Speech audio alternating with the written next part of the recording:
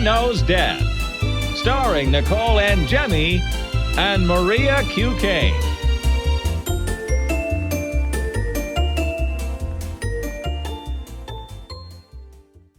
Hi, everyone. Welcome to Mother Knows Death. On today's episode, we have a special guest joining us for some news stories, Amy Loughren, better known as the Good Nurse. We have had Amy on Mother Knows Death back in November of 2023, but for those of you who are unfamiliar, Amy is a former registered nurse turned whistleblower and is best known for her role in exposing one of the most prolific serial killers in American medical history, Charles Cullen. While working alongside him in the ICU, Amy discovered that he was killing their patients. Then she teamed up with law enforcement to help end his killing spree. Her story was later portrayed in the Netflix film The Good Nurse, where she was played by Jessica Chastain. I highly suggest you going back to that episode and listening to her story. Hi, Amy. Welcome to Mother Knows Death. My favorite podcast. It's my favorite podcast. I listen to you guys. Oh my God. Like, I just laugh and laugh and laugh. And I know that it's gallows humor, but you know, with my story, I have to have gallows humor. I know. Well, we love you. We couldn't wait to have you back either. Yeah, I know. We were thinking that. I was just like, we're going to try to keep, we always try to find stories, especially if we have guests that are a little bit lighter, because we do love to laugh on this show. But unfortunately, it's just, there's a lot of other stuff going on too. So yeah, you're going to keep it light though. Yeah, I definitely like creepy shit, but it's like you have to laugh at the absurdities that are happening out there. Yeah, it really. And this first case that we're going to talk about, I mean, you have kids, so you could totally relate to this story. So let's have Maria talk about it, and then we'll get into it. All right, so to introduce this first case, this 12-year-old had snuck out of her house in the middle of the night to meet her 13-year-old friend to go subway surfing. And the most outrageous part of this story is the next morning, her mother is cooking breakfast, I guess, with her younger sister. And they're watching news coverage about 2 teens that had died while subway surfing. And in the news coverage, the other daughter sees her sister's purse and her skateboard and says to her mother, "I think that's my sister's." And they couldn't believe it at first, but it ended up being coverage of the daughter's death. What is happening that I guess kids have done this, because Gabe tells me that he used to sneak out after his mom went to bed. It's just nothing I ever did. Well, at 12 years old, I mean, there has to be something else going on. When you're sneaking out at 12, I mean, my gosh, at 12 years old, I had a very dysfunctional upbringing. I didn't have to sneak out at 12 because I had very little parenting. But my gut reaction when I read this was, if she's doing this at 12, there were already some serious things happening in her life. That's an interesting take, because I was thinking about that too, and the mom waking up and not, I don't know, something about it to me doesn't seem right, that she woke up and didn't realize she wasn't in the house. I thought she was staying at her dad's. No? Oh, I don't think I read that. Oh, No, I didn't read that either. And just the way that, even if she was staying at the dad's house, it's still like, why? I don't know. There was something so off about the parenting aspect of it.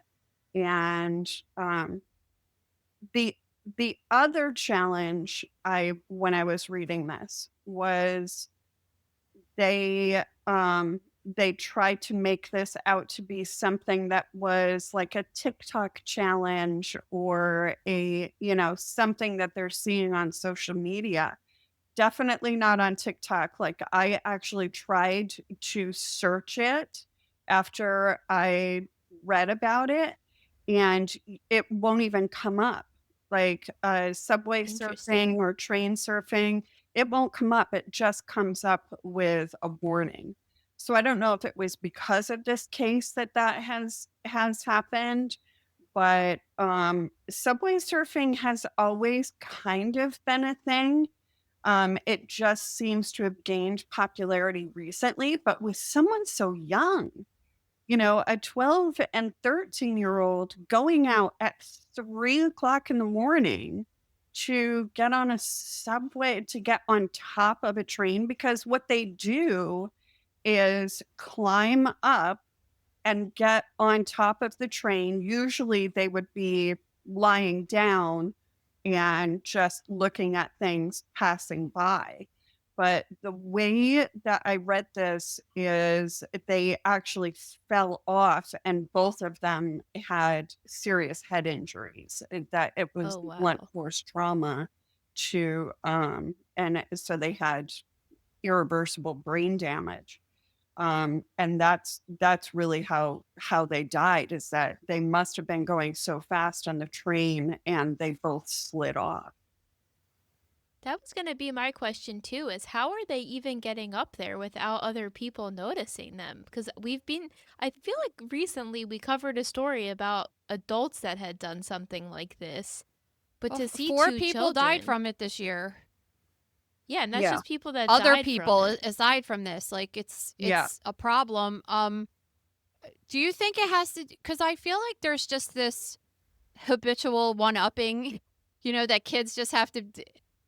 Gabe and I always talk about this, like when we were teenagers, it was just like the most punk rock person, like had all these studs on their jacket and they had Yeah. a mohawk that was blue, and now it's just like that's like normal now, right? So it's just like pushing it and one-upping it. So when Gabe was a teenager and skateboarded, it would be like, oh, they would go into a park that was banned. That was like the bad thing they were doing, And Sure. now it's like you're allowed to skateboard everywhere now. So like this is the next one up thing, right?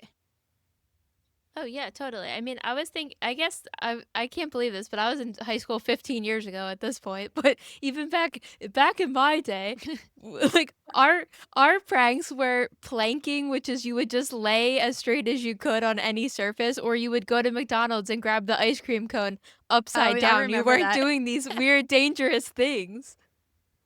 I was, yeah, like I said, I had a I definitely had like I mean, my parents probably would have noticed that I snuck out, but I didn't really have to. I was like already drinking alcohol at like 12 and 13. So we were going out. I can't even remember. I must have had some kind of a curfew, but I don't remember having to worry about it that much. So we were drinking at that time. And I wonder, toxicologically, what's going to come through in the autopsy. Yeah, that's actually an interesting point too.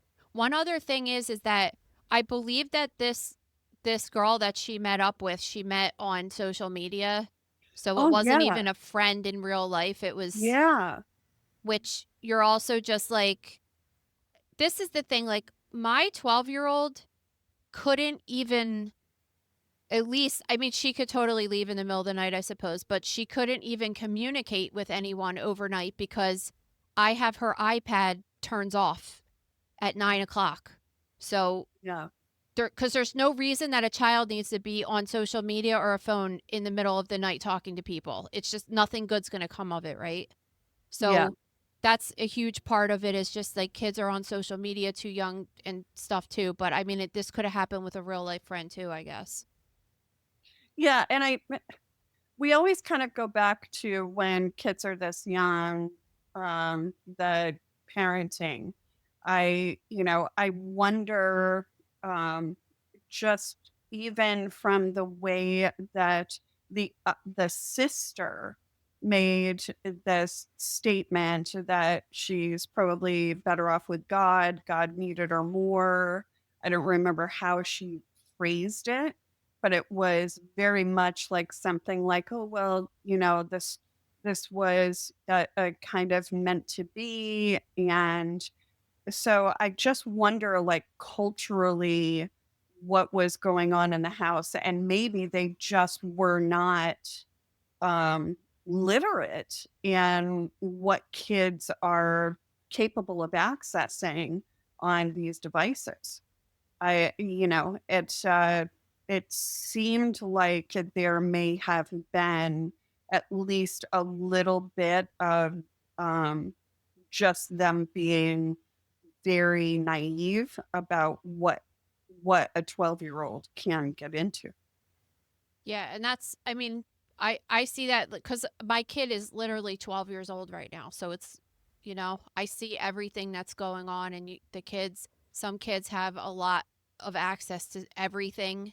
Yeah, Others don't. It's just, and each kid could handle everything different, and I don't really sure. care what people do with their kids. I'm just not Sure. doing it with mine. Yeah. Um, Mhm. it's just sad because kids just don't realize it, and the you would think that, I mean, a lot of times kids want to do things even if they are dangerous, just to be the one that, because I'm sure lots of people do subway surfing and survive it, and that's what's risky about it. It's like riding a motorcycle without your helmet or any, there's just like all things that people do to be a little bit on the edge like that. Drugs, you know, Yeah, I Where- mean, exactly. because you can die from these drugs. So I guess it's their way of having that intense high of being scared, and um, yeah, it's like a drug. All right, so let's Absolutely. let's get into this next case because this is such a cool story. It is, and I have a lot of questions too.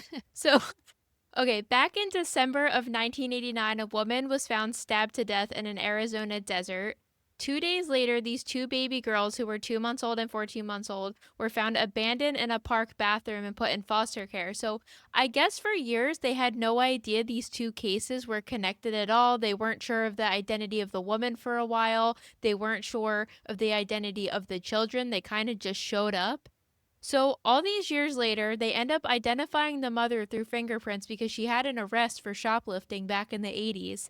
And then they ran further DNA and ended up connecting the two because they found that these two girls put in foster care were her daughters.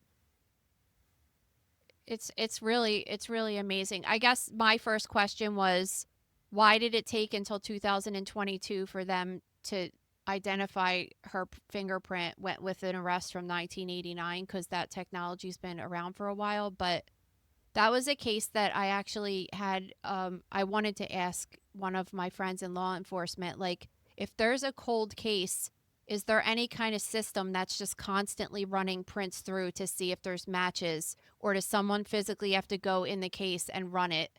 Because obviously, if you have a bunch of cold cases, like, you'll work on it for a while and then you'll say, okay, we have no additional leads, and then you put it away for years and then pull it back out. Whereas if there was a system that was constantly trying to make matches, that might be more helpful. Well, remember at the at Cheryl's Wine and Crime on Friday when Joe was going over his lecture, he was saying they're just in more recent years combining databases.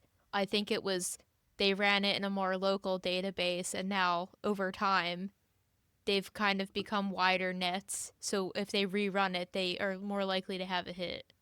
And is it like on television where someone ends up being part of a task force of looking into these cold cases? Like they just kind of sit on a shelf, and then the cold case comes up on someone's desk that is part of that task force.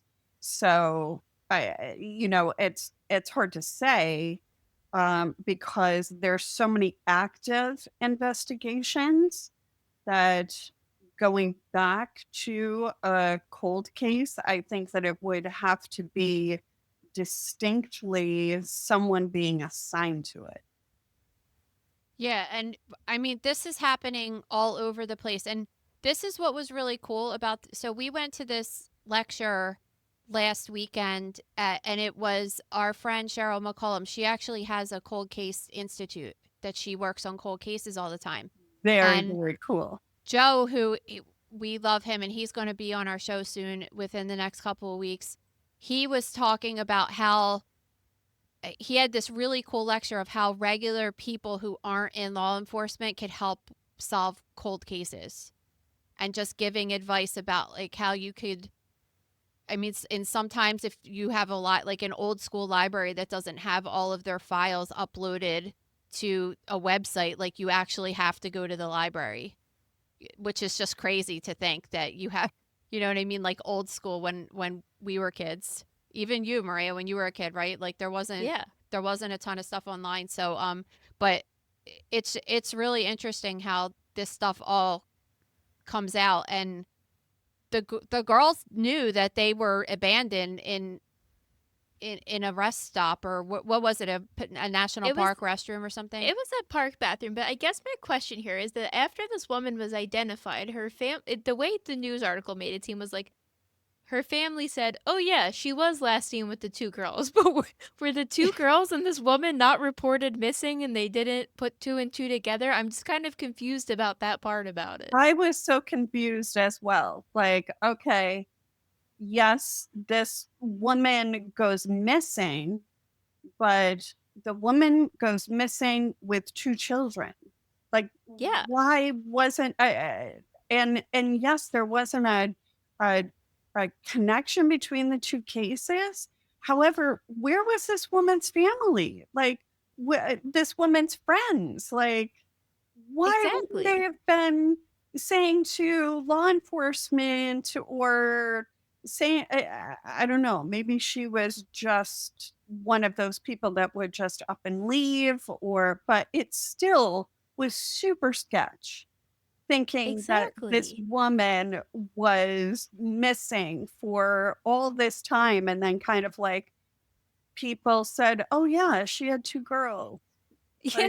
Like, almost like it was an offhand comment. "Oh yeah, she did have 2 girls." Well, that happens sometimes. Like even that recent case of that Emmanuel Haro baby that was missing. I don't know if you heard about that. Mhm. Remember the mom said that it was kidnapped and stuff. You're just like, then they're saying, oh, the baby might have been killed months ago. And Right. you think about your own life, and you're just like, all these people that have babies and children. Who is associating with people that are not reporting if a child isn't seen for a long period of time? It's just really something I can't even fathom, just because of my particular life. I guess when you just reel it back, you look at this case as 2 missing babies were found 36 years later alive. This is a story we don't ever hear, but were they ever really reported missing? So Right. technically, they're Right. missing, Right. but were they I don't considered think so. missing persons? I don't think so, because it looks like they found the kids, but they didn't say that it was connected to a missing children case. They just, I mean, this is 1986 in Arizona desert. Might have been a little bit different as far as they were just like, well, we found a home for them, so they're good. Well, I assumed it was going to be in Maricopa County where seemingly all the weirdest crimes happen in the country, but I don't think it was there. But anything we cover in Arizona is typically the most bizarre crime we've ever heard about. Because Well, I mean, yeah, go the ahead. other part of this is, what about the women now? They know they were part of all of this. There wasn't like a follow-up about the actual women. Like, aren't they wanting to talk about what it just sort of like left off? It was like, oh yeah, we found out who they are. I think it only gave the one article I read about this. It only, I think, gave the name of one of the women. Yeah. But I just thought perhaps that there would be more curiosity with this of, how did they grow up? Who actually adopted them? Like, it just felt like it just cut off. Like, oh yeah, we found them. Oh, absolutely. And it just ended with basically they grew up in a loving home. Well, and their case is a cold case too. Like nobody wants to Yes. know where these 2 kids came I from. know, It's just it's so bizarre. they're happy. They're good. They have parents. Because it wasn't like they were dropped off at the fire station, like don't ask, don't tell type of thing, that we're always talking about. They were left in a woman's bathroom in a park. And then, as far as the case goes with their mom that was murdered, they said this was a huge advancement in the case, but they still have no idea who killed her. So they Yeah. still need to find that too. Yeah. Yeah. Only one witness has come forward to say they saw the mother with two men in the park, I guess the day of her disappearance. So I'm And a thinking, and then woman. There was a woman too, wasn't there? woman too? Yeah, I Okay, think there so was a woman.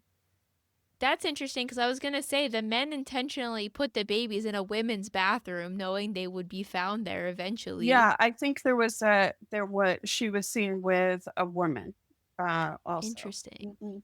Mhm. Yeah, It's just it is just like it's such a bizarre case because all of us are just like, how did these girls grow up? They clearly witnessed a murder, likely. There's a murder in a town, and so it's like dead lady, 2 days later, kids, never put two and two together that they could have been like.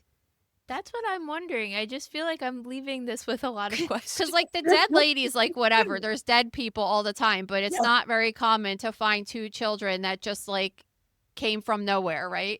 It just seems like Oh, it yeah. would have been like this huge story, like national story. Like Yeah. that's something that I feel was, and maybe because of where they found them, that it was kind of like, all right, Like this is every day here. yeah, I don't know. yeah. It's Oh, totally 2 more normalized. kids, yay!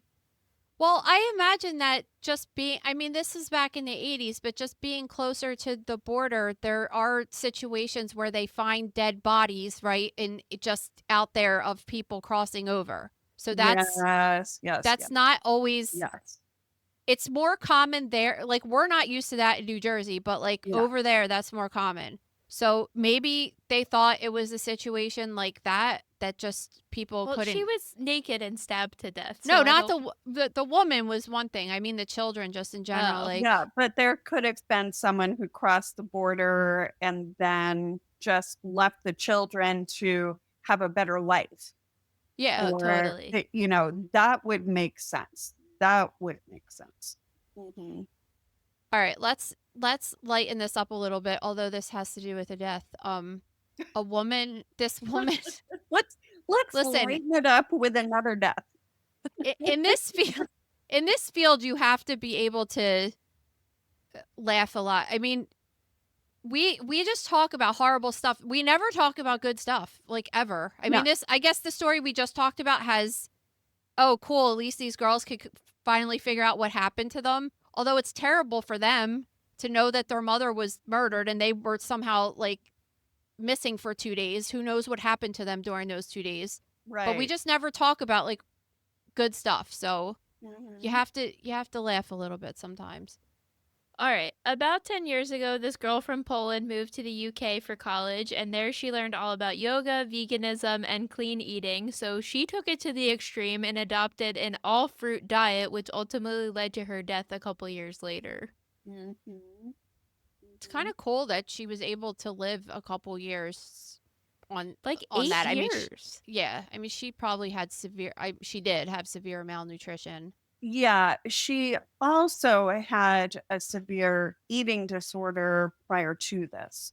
So I think, the idea of the malnutrition piece of it is interesting because if you look up fruitarians and people who are on these diets, and I actually met a fruitarian when I was in Costa Rica one year, and she was posting all of the time on Instagram what she ate in a day, and it isn't what we think about as just fruit. It's anything with a seed. So tomatoes and avocados and squash, and like there's other things that they do eat. So it's more like an extreme veganism. But some of these fruitarians are extremely healthy. However, every fruitarian that I was able to find on TikTok and on Instagram, all of them had some type of like uh, energy work, or they were yoga instructors. They were, like it's in that extremism health space. You, there aren't like people out there advertising that they're fruitarians that are just like, regular people like you and me. Like I'm a vegetarian. I've been a vegan before. It wasn't for losing weight. And I think with this particular case, she already had an eating disorder. So she wasn't looking to be healthier. I think that it was really associated with her severe anorexia. And she just used that as a way to have just more control over her body and weight loss. And people do use the fruitarian diet for weight loss. But it was, yeah, she was able to live on it for, I think, a couple of years, right?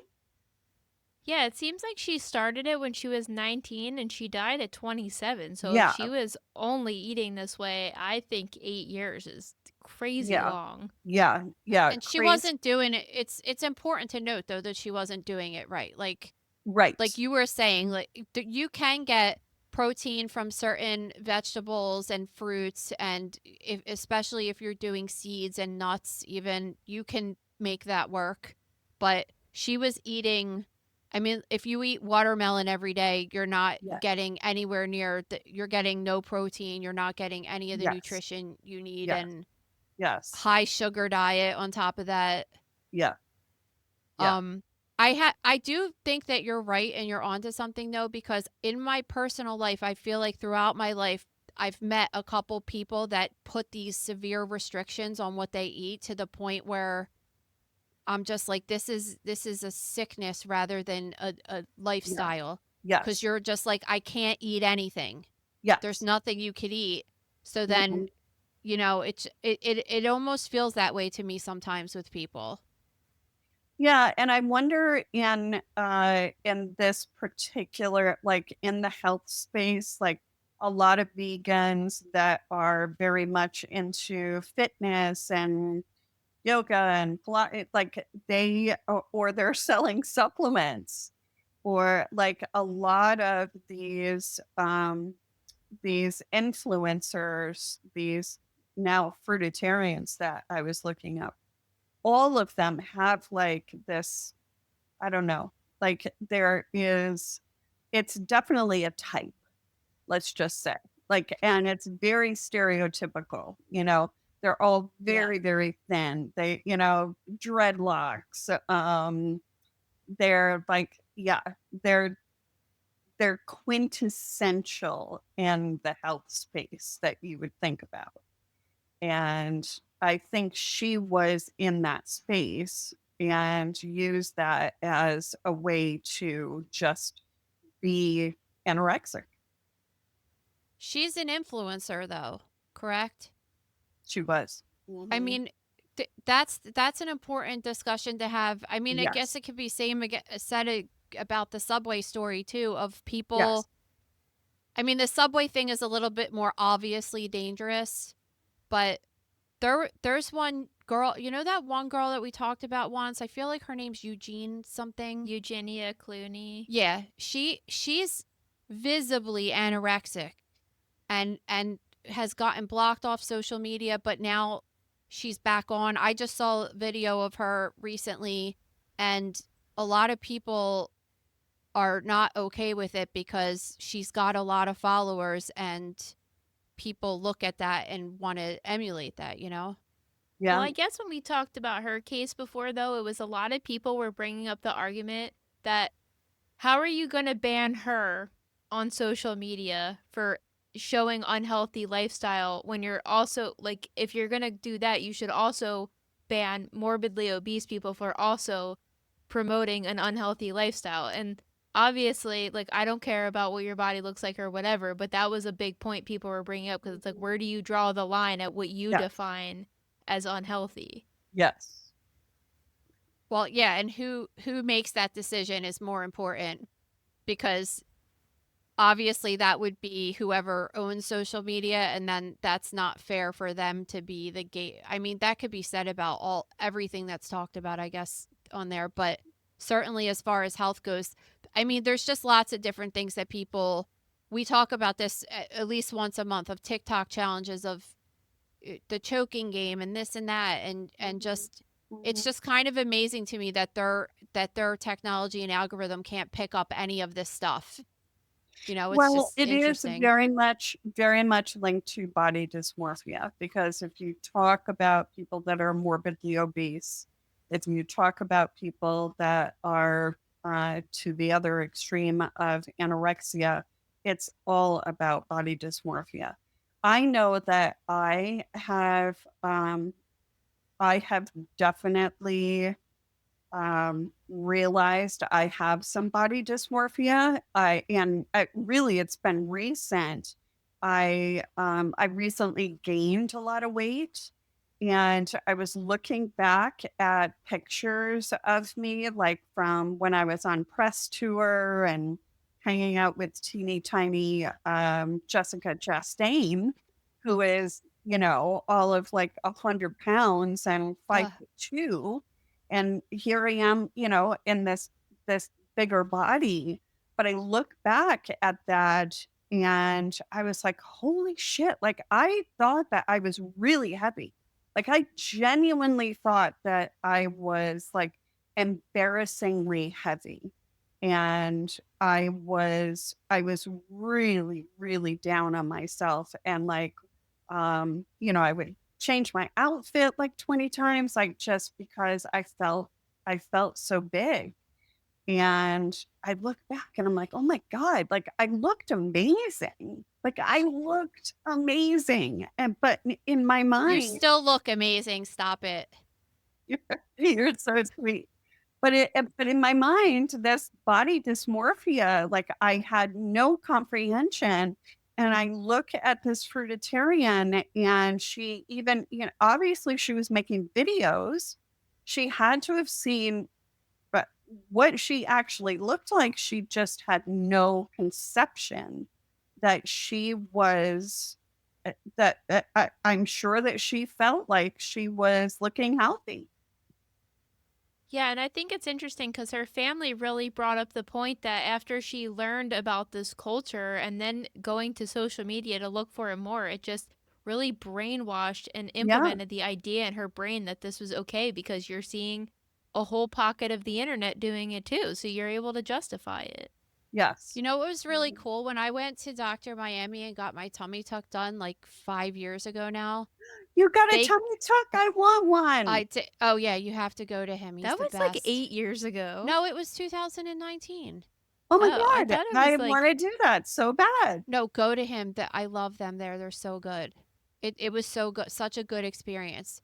But so I went, and right before I went in for the surgery, they gave me this piece of paper with like 10 different body types, and it said, "What do you think your body looks like?" Circle 1.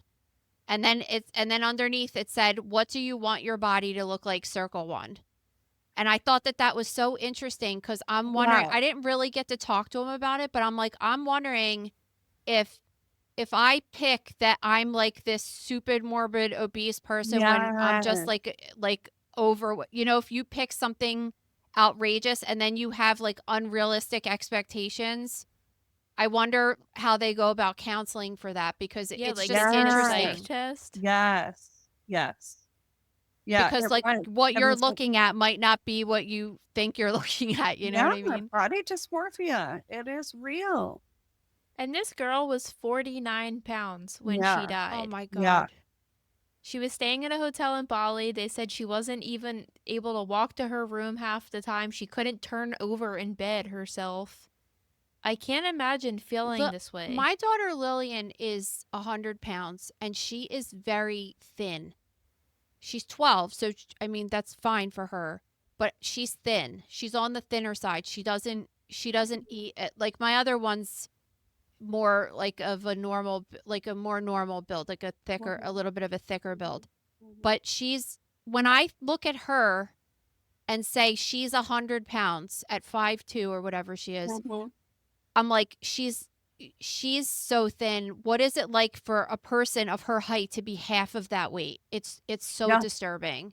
Very, very, very disturbing. This episode is brought to you by The Gross Room. Guys, so we have another great high-profile death dissection this week on Halloween that we've been talking about that is kind of setting the mood for our Halloween-themed death dissections this month. We also have a bunch of, obviously every week we have some kind of post of a person that swallowed a bunch of weird stuff, and every single time it's something different, so that's really interesting.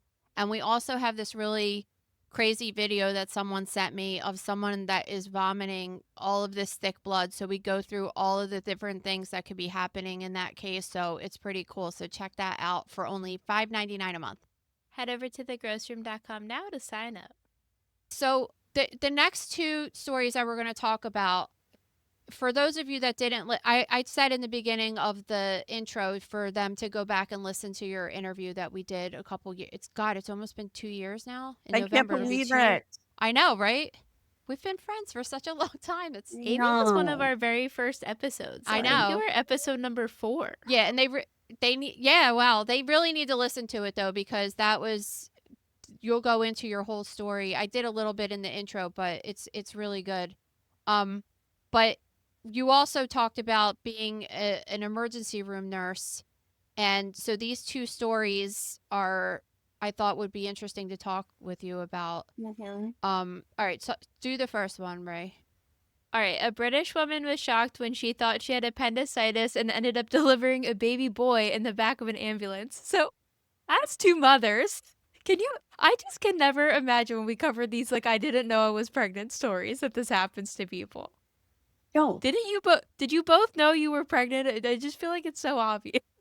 Well, cryptic pregnancies are a real thing. I don't understand how the body works in these cryptic pregnancies, that they are, and I think because of social media, we're hearing about them more.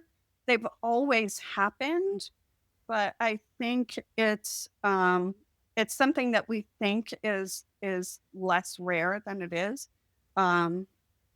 Usually it's young people. I used to believe these cryptic pregnancies were like obese, like women who did not see a change in their body.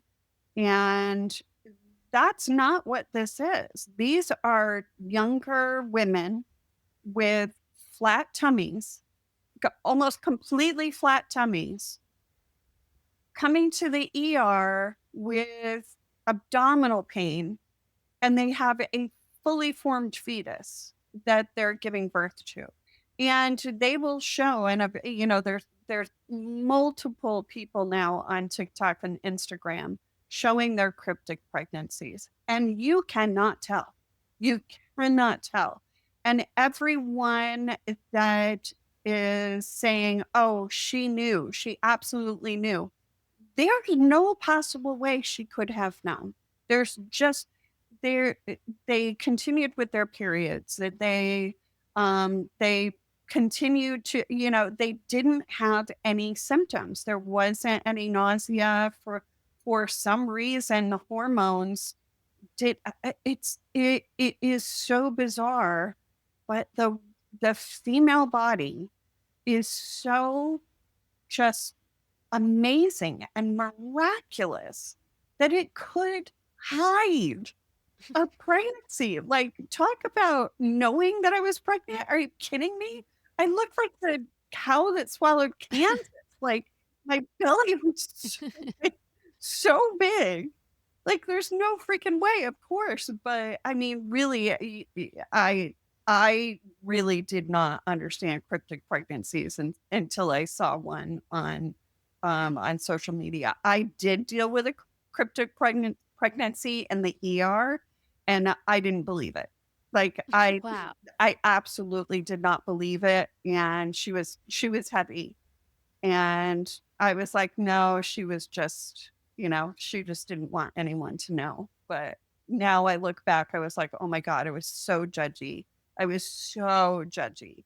I feel really bad Well, for that woman. yeah. I mean, to your defense, though, it's like when you're a mom that's gone through pregnancy, you're just like, this is why Maria's in that. Like, I don't see it's possible because, she just has seen, she saw me be pregnant, right? And it just like, I just can't wrap my head around, because I saw you and a couple of my friends, that they just had so many symptoms that it was just so obvious. I can't wrap my head around your body not giving you any signs. Should we quote Bryce Harper's nice quote this morning? One of our star baseball players on the Phillies did a press conference. He just had a baby last week, and he said about his wife, "What a breed." Really nice way to explain your wife giving birth. Are you shitting me? he also referred to No. his baby as an it. No, wait. She I'm just- going to read the exact she just quote, popped it actually. out or something. Holy shit. It was so unbelievable. He said, "I've got an incredible wife, man. She pushed that thing out in 3 pushes in thing. 30 seconds. She's an absolute monster doing it. Women, man, what a breed." All right, who is this dipshit? He's our star he's- baseball yeah. player. Don't attack him until like 3 days from now when we know that they won the playoffs. No, he's fine, but he's kind of a douche, and like I just No, feel like he that is, sealed the yeah. deal. Yes, but listen, I think, as Amy does, I think that it's possible too. Not just because, and those videos that you're talking about on Instagram and TikTok, they're very striking. I can't believe it. Did you see them, Maria? Like a woman will say she's like 9 months pregnant, and you look at her and her belly looks like mine after a tummy tuck. Like, you know what I mean? Like I, like in my family, we just have genetics that like our bellies stick out. Well, that's It's what just I was. my grandma, my mom, Maria, my little ones. And then there's other, I've seen, I've been in multiple pelvic cavities throughout my career. And there's some people that they're just so tucked back that they could grow a whole pregnancy and you wouldn't see it. It's just the way that their pelvis is formed. It's really cool. Did you think it was weird that they brought her to a hospital? She starts gushing blood, and the doctors then realize she's giving birth. So then at that moment, they decide to transfer her to another hospital. And that's when she ended up giving birth in the back of an ambulance. Yeah, I thought that was weird. Yeah, there was also like something weird that she said all of a sudden there were like 17 doctors around her. And I'm thinking, babe, if you think there's 17 doctors in a hospital at any one time, like in the whole hospital. yeah, that was one doctor. And especially if it was like a smaller hospital, that was one doctor. And all those other people were nurses. Like, there's, that always gets me. Like, oh yeah, like when people are sick and in the hospital, they'll be like, get a doctor, their friend, if something's going on, they yell out into the hallway, like, call a doctor. I'm like, do you actually? That's the last person you want to hear. No, there's 20 nurses at your beck and call, and we are going to save your life. Like, you better hope that this first year resident doesn't show up. So it probably they're the worst. Like, yes. Yeah, it probably was this little community hospital, and they had no fucking clue how to deal with a premature birth. Like they were like, okay, you're going to die here or you're going to die on the way there. So let's put you in an ambulance. Get her in an ambulance. Hurry up so she doesn't die here.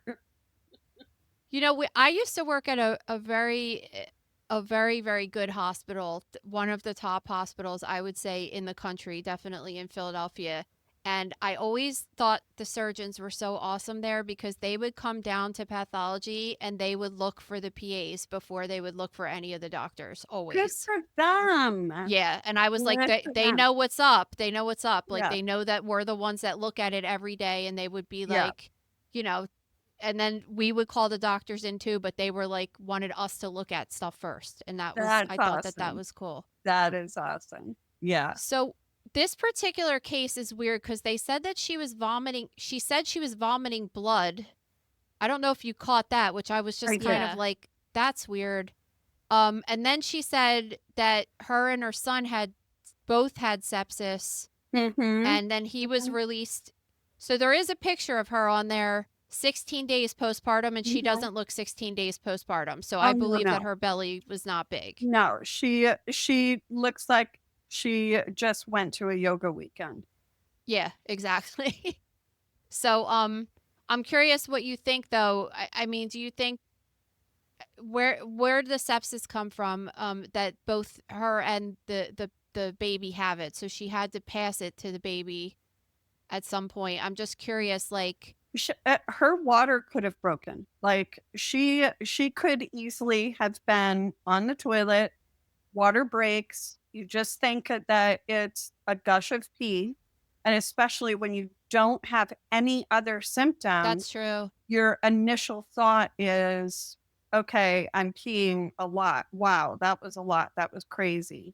But it's, Like, whoa, that I must have drank a lot. Like, yeah.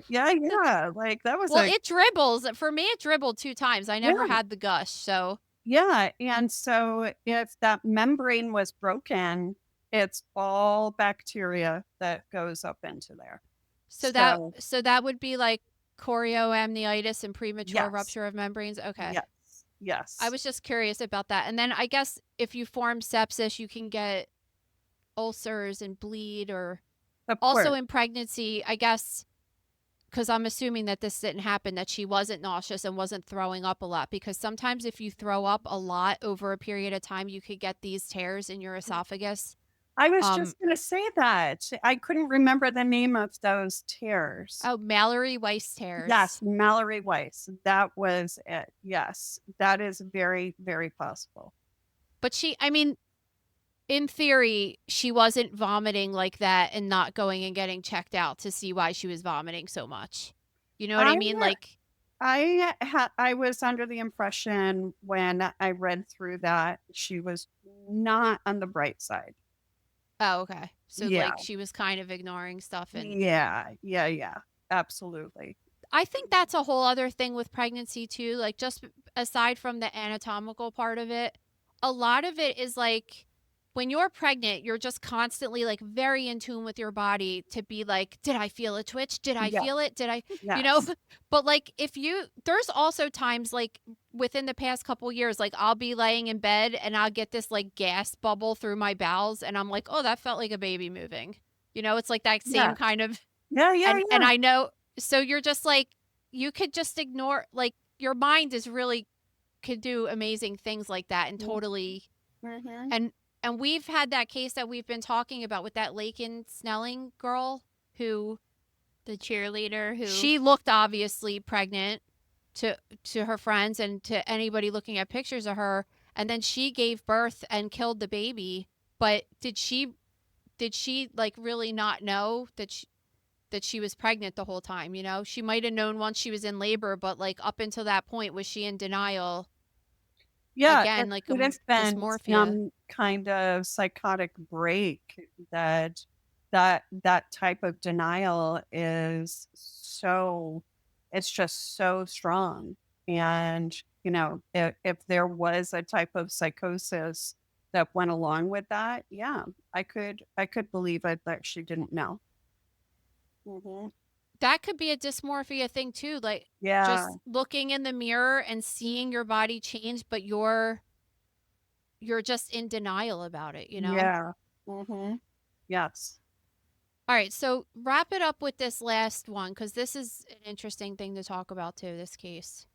Okay, back in 2023, this college student was going to a soccer game at Yankee Stadium. He told his friends he wasn't feeling well, and the next day ends up going to the ER with headache and chills, but was sent home. The next day, he was feeling even worse. He went back again and again was discharged in what they called acute viral syndrome, but a couple days later, he was found dead in his dorm room. Mm-hmm. Mm-hmm. Yes. So explain to people, Amy, what, because I feel like I'm explaining this to people in my life a lot, like reasons to go to the emergency room, and then when you go to the emergency room, what is their purpose? The way people use the emergency room is something that you would normally go to, like an urgent care instead of the ER, but it's off hours. So you go to the emergency room. Also, because of our extremely fucked up healthcare system, so many people do not have primary care um, coverage. They don't, or they don't establish. I was he um was he a citizen? I don't. I know I that he's couldn't tell because his parents were, I believe yeah. he was, but he was at school. Yeah, So I think don't he you have was. to have insurance when you're in college? Wasn't you that like a do. thing? You do. And especially if you're there on visa, you can't come over without any type of it. You have to have insurance. So, um, however, in ERs, people are coming in with cold, sniffles, stub my toe, I have to fart, sunburns,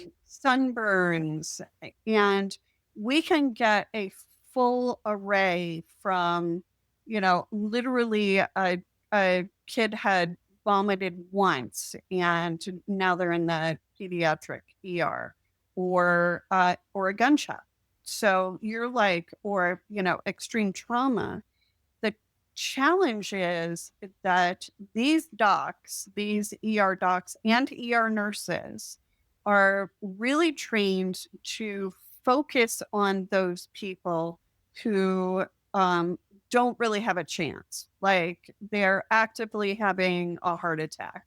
They're actively in trauma. They actively have a bleed or, their lung has collapsed or we are trained to focus on those things. However, you become a clinic and those clinic patients are not well cared for because you can push them into the back, put them on a stretcher. This was Sam. His name was Sam, right? Um, Mm-hmm. they from the description, they put him in the back of the ER on a stretcher, young strapping man. He's probably got a cold. He's not with mommy and daddy. And that judgment, that triage type of judgment kicks in because they aren't the primary patient in the ER. And this happens all the time. The ER docs then are focused not on treating these clinic patients, like the nurses are really the ones treating these clinic patients. And then you say to the doc, this is what I'm ordering. So when I was reading this, I was very much like, where was the nurse? There was, there A is, resident. yes, there was a resident that spoke to a doctor, the ER doctor, and then they also spoke with I think a chief resident about this particular case. And so he was just kind of overlooked, even though he had come in twice. He was sent home, viral, come back in, definitely showing symptoms of some type of sepsis. But the lawsuit is really focused on why did the doctor not do a chest x-ray? Because on autopsy, he had a lung filled with blood. His heart was enlarged, his liver was enlarged. So this was something that happened, like, as you know, you don't all of a sudden have an enlarged liver. Like, there was something else going on with him for a while. And then he was having symptoms.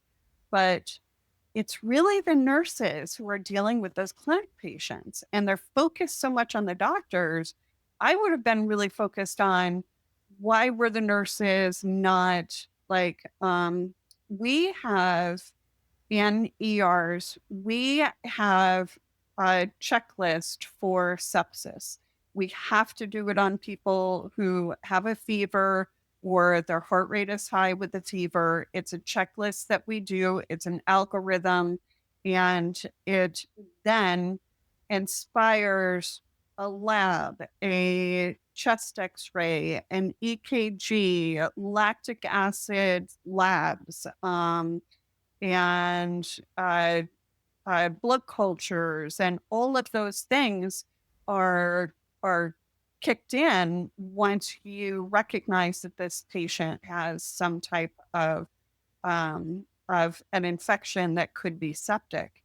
And it did actually inspire those labs and the x-ray to have been done, but no one did them. No one, like, they were trying to order them. The resident didn't know how to order it, because they wanted to pull some things off of the protocol. They only wanted certain things done, which you really should not be doing in any case. But when you are so busy and your ER is filled with people that are probably dying or coding, or you've got 6 ambulances coming in, you don't want them to be waiting for an x-ray. You don't want them to be having a CAT scan. You want them to be a virus. So they are more looking for a way to discharge you. That is their primary goal. Their primary goal is not to treat you. Their primary goal with these low-level patients is to get you the fuck out of the ER so that they can take care of the patients that are, actual emergencies. And that's the way every ER works. Every single ER works this way. And his death, this is not a rare case. This is not rare. This is something I am certain that happens all the time. We just don't hear about it because people don't usually sue.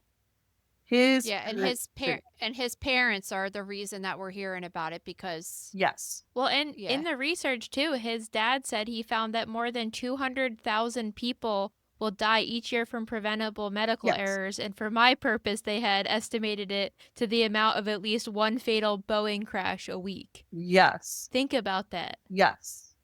And that is exactly what is happening in our ERs, because we're not equipped to be clinics. We're just not.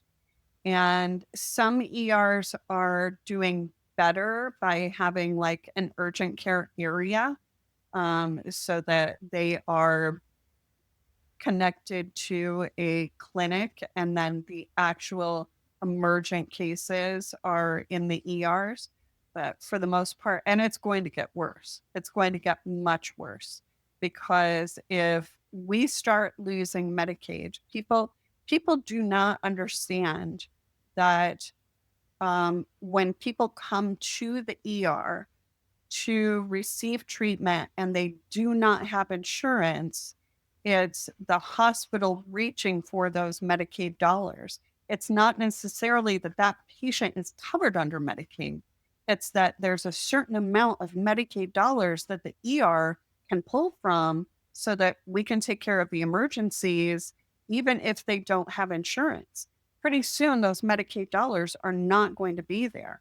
And ERs are the place that they're going to suffer, because there's going to be more people without insurance.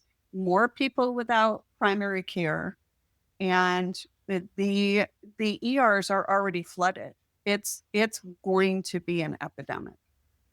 See, this is an interesting thing because I talk about this with other things, just like you hear me on every episode bitching about my car and just like all this progress that we're having. And I just don't think things are getting better. And it's like, I think about when I was a kid, there was no such thing as urgent care when I was a kid. So it was No. like you either went to your doctor or you Yes. went to the emergency room. Yes. So they have urgent cares on every corner now, at least around here.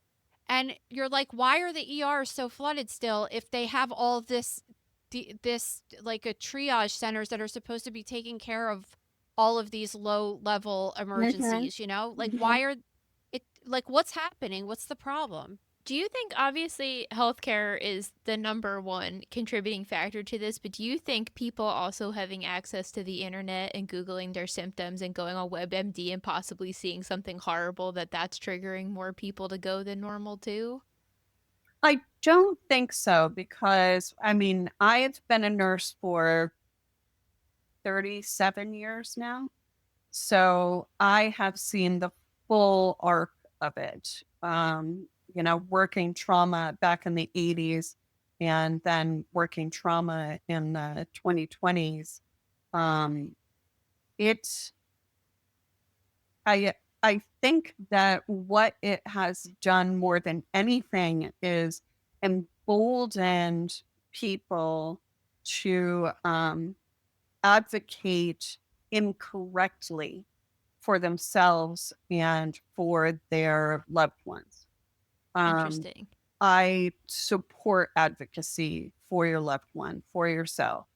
However, it's also uh, they're advocating for things that are just not even like they're, you know, WebMD is, I think it can be a contributing factor for more people coming in because they think they're dying rather than, or they have cancer, but I just think that the whole system is so broken at this time that we see everything as an emergency.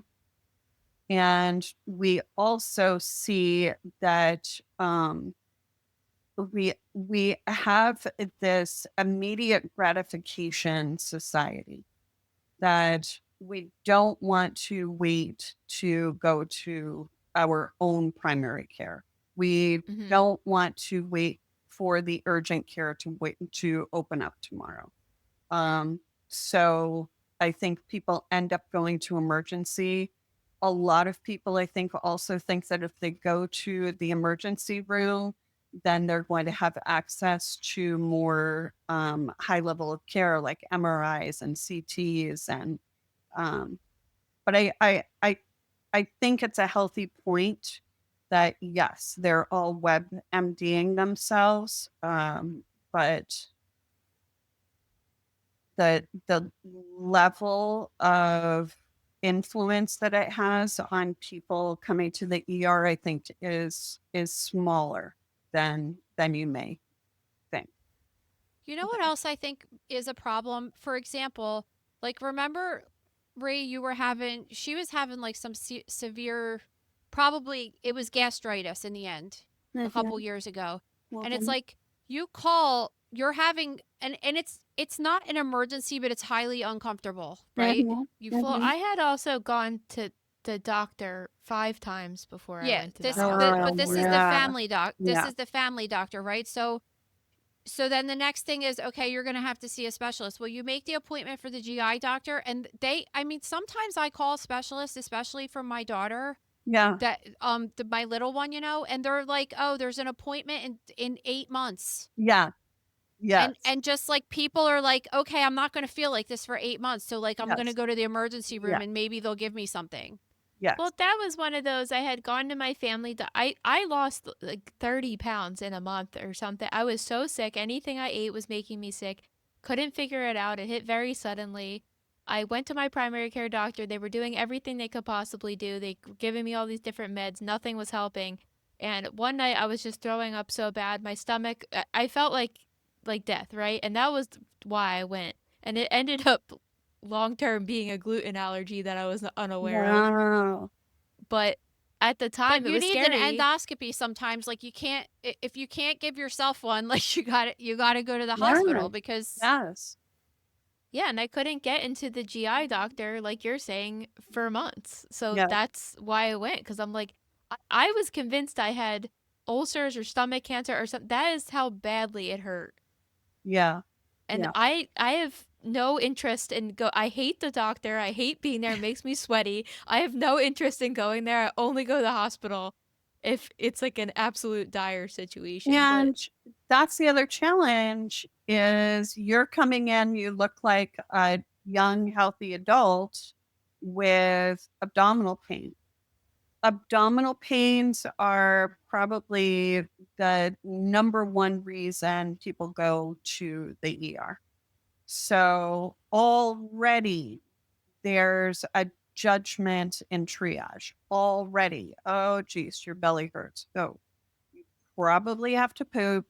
You probably have gas.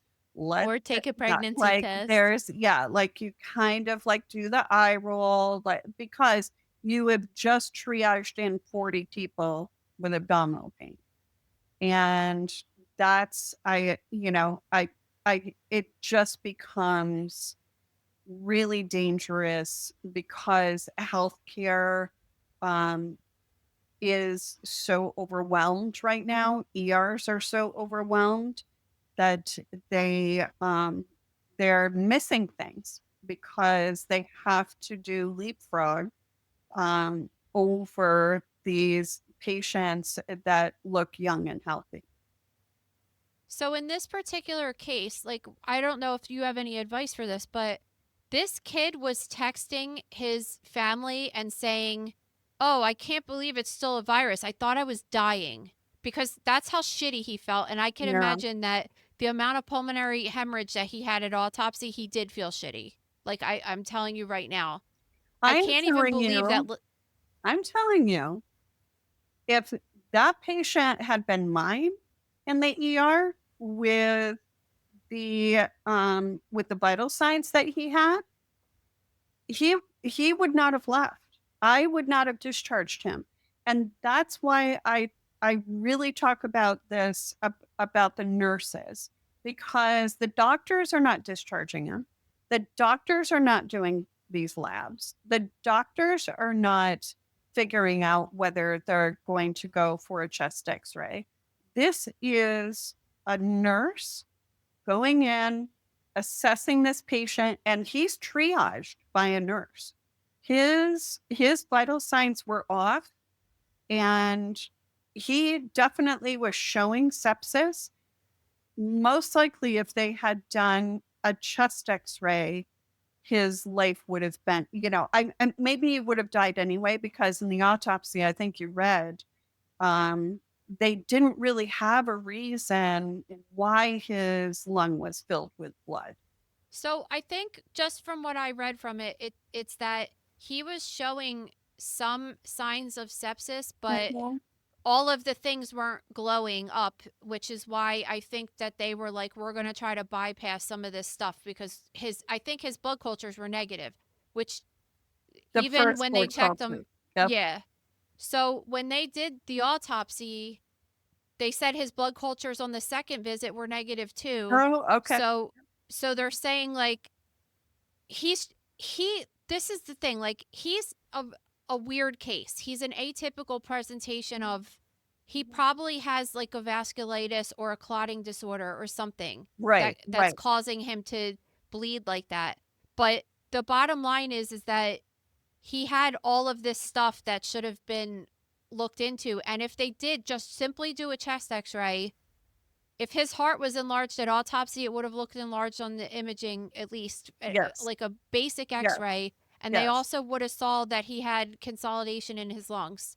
And yes. I don't know how they didn't hear that.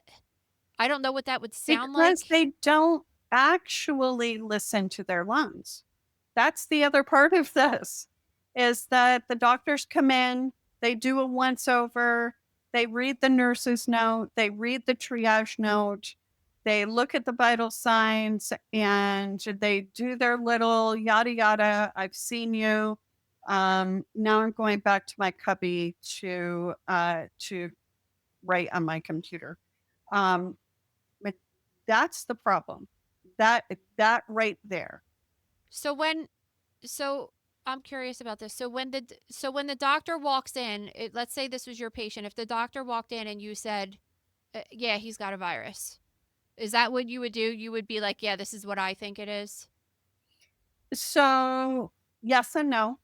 I I it's It's really a keen eye, and ER nurses are amazing at picking up on these things. But when you're really, really busy, like um, you don't have a maximum assignment in the ER. So, like, if you're in the ICU, you max out on patients. You get three patients. Mostly it's one nurse to three patients. If they're really sick, 1 to 1, usually 1 to 2. But in the ER, I could already have three critical patients that I'm taking care of. And then I still have these clinic patients that I need to take care of. So, where is the focus? The focus is going to be on these critical patients. Now, am I saying that nurses or doctors aren't doing their job? I, yes, actually, I am, because there are physicians that go in that don't actually do an assessment. They click lungs are clear. He was complaining of shortness of breath at rest. He was complaining of shortness, like he was having a hard time even getting over to the bathroom. He was really, really short of breath. No one in that age group should have been short of breath. So that would have inspired me to say, get this kid an x-ray, definitely get this kid on some type of oxygen. I cannot believe that his oxygen saturation was accurate, because if his lung was actually filled with blood, or it just doesn't make sense. It just doesn't make any sense. Well, I get mine. I mean, I know that I'm different because I wear acrylic nails, but they take mine all the time, and just like it doesn't work. The Yeah. pulse ox, Yeah. and they're, oh, I gotta put in something, and it's just like, well, that's not accurate because it doesn't work at all. Yeah. Yeah. Whatever you're putting in isn't right. And I I get that. I see that the check boxes are good to not have you guys miss stuff, but then that they would also hold you back if you're busy and you're just trying to get around it. And No, you click those boxes, just you're going down and clicking those boxes. Like, I think that was the worst thing that could have happened to nursing. I think it's the worst thing. well, yeah, because you're not thinking. No, you're just And clicking. that's, yeah. And I was just curious because when at least in the jobs I've worked at, either in surgical pathology or autopsy, the PAs really are the ones that are like, this is what we think it is. And then, I'll do a whole autopsy. This is what I think it is. And have the pathologist come in at the very end and be like, I found this, this, and this. And like, usually they agree with you. And Oh, yeah. Yeah. some of it's like a psychology thing, because we talk about that the case of Karen Reed. I don't know if you were following that trial, but like, when you go in and tell somebody that this is a homicide or this is an accident, and they go in with that preconceived notion in their head Yes. already, when Yeah. it sometimes it trips people out instead of looking Yeah. at it objectively. Yes, I It's see what you're saying, and you're right. It's very, very possible that the nurse who did the triage probably like did the rolling the eyes thing, like, we've already seen him. He's just being a baby. He doesn't have mommy and daddy. Like, I can see that happening. And of course, I'm being judgmental. Um, but I I was very concerned about the fact that they were only focused on the doctors for that suit. Not that I want any of my nurses to be sued, but the reality is those doctors see those patients for like 30 seconds. And there's not that it's right, but it's the nurses who are actually bedside. It's the nurses who are, they are not supposed to be giving any kind of diagnosis, but of course we are. Of course we are. Yeah, exactly. It the whole thing is just it I don't know. It's just it's really scary from a patient's perspective. It is very, very scary. And I think that this kid was just too shy to be an advocate for himself. Like he he could have easily put his foot down and said, I really want a chest x-ray. Like I cannot breathe. I can't freaking breathe. And maybe if he had done that, we would be, we wouldn't even be having this conversation. However, if he was already that far gone with some type of weird vascular disease or, it's hard to say. It's hard to say whether he'd still be alive or not. It's interesting because we really don't know the true number of how many times this happens. Like Maria Yeah. was saying, that crazy statistic, because these people didn't even know that this kid died until this lawsuit hit them. Yeah.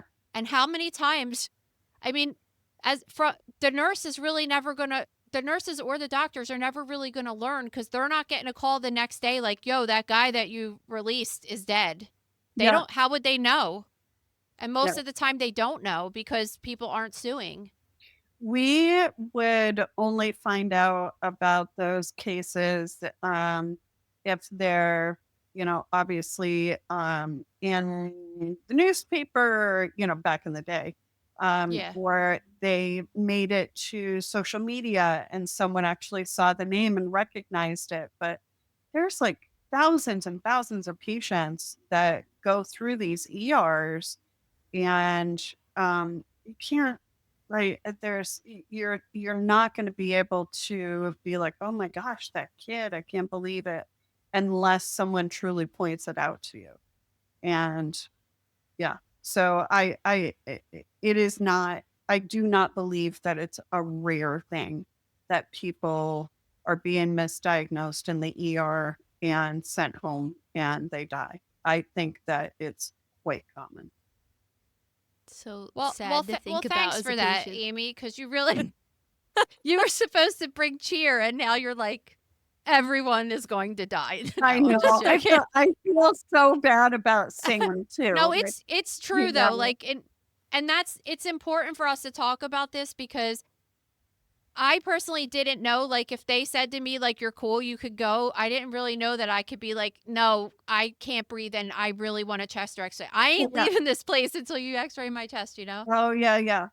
Advocate for yourself. Advocate for your loved one. I remember when my oldest daughter, I think she was 19, 20 at the time, and 20. And I happened to be visiting her down here. She was already living in Florida. And I happened to be visiting, and she had such severe abdominal pain.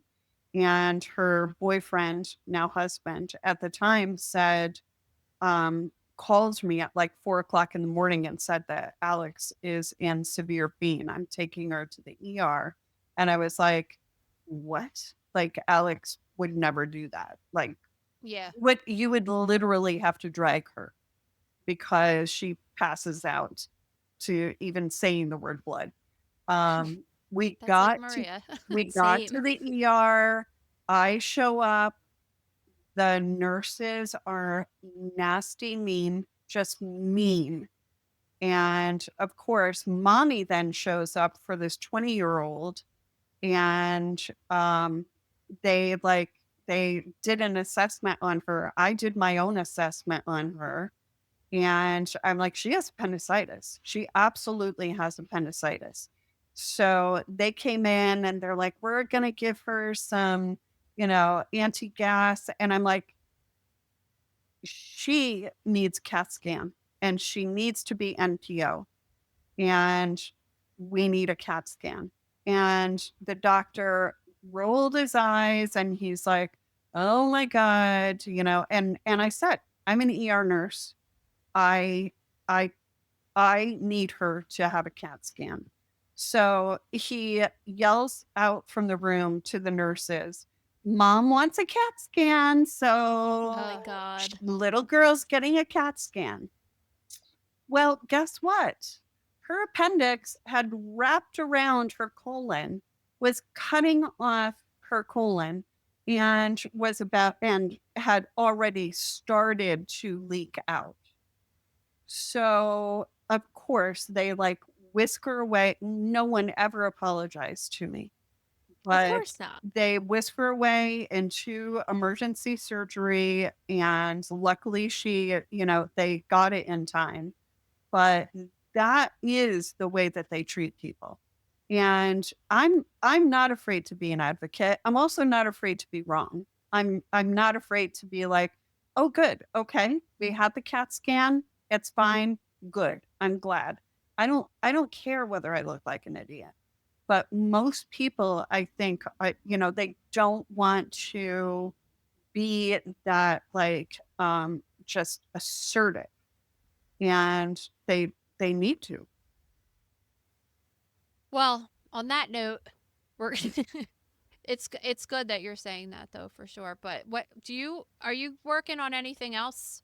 Like what's going on in Amy's life right now? I know that you were just on some ridiculous Fabulous trip. trip. Yes, it was so awesome. So I live in France part-time now.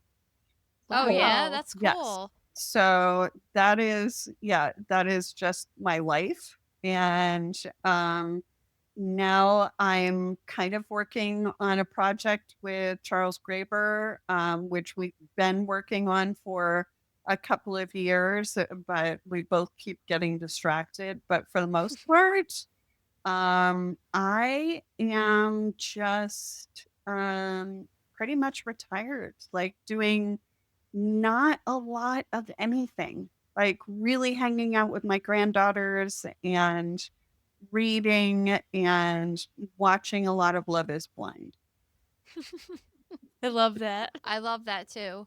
Well, thanks so much for being here. There's absolutely, that's the best life, right? Just enjoying life. You've been through a lot. Guys, listen to her last thing and you'll know why she just like should be chilling right now, because you lived through more than the normal person lives through. So thanks for being here, and thanks for all of your info for the ER visits. It's going to be helpful to a lot of people. It might piss off a few nurses, though. Oh, they know it's true. People want to get angry at anything, apparently. So, All right, well, Amy, thank you so again. much. Come back, please. Absolutely. Thank you for listening to Mother Knows Death. As a reminder, my training is as a pathologist assistant. I have a master's level education and specialize in anatomy and pathology education. I am not a doctor, and I have not diagnosed or treated anyone, dead or alive, without the assistance of a licensed medical doctor. This show, my website, and social media accounts are designed to educate and inform people based on my experience working in pathology, so they can make healthier decisions regarding their life and well-being. Always remember that science is changing every day, and the opinions expressed in this episode are based on my knowledge of those subjects at the time of publication. If you are having a medical problem, have a medical question, or are having a medical emergency, please contact your physician or visit an urgent care center, emergency room, or hospital. Please rate, review, and subscribe to Mother Knows Death on Apple, Spotify, YouTube, or anywhere you get podcasts. Thanks.